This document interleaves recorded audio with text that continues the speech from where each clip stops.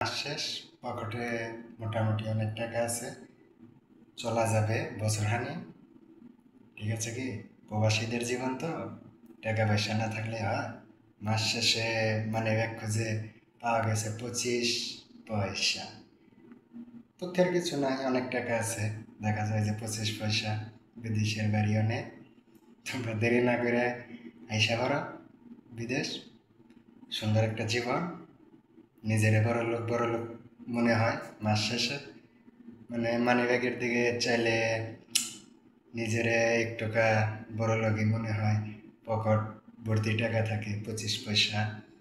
ঠিক আছে, কারো মানি ব্যাগ তো আল্লাহর রহমতে ফাঁকাই থাকে, যে কাটমাট শো করে যে কাটে কিছু আছে নাকি, ওই দিয়েই মোটামুটি বেতন পাওয়া তৈরি আবার চলে যায়।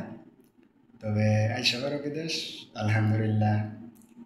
আর কিছু না থাকুক, 25 পয়সা পকেটে মাস্ক থাকবেই, চিন্তার কোনো কারণ নেই। আশা করো।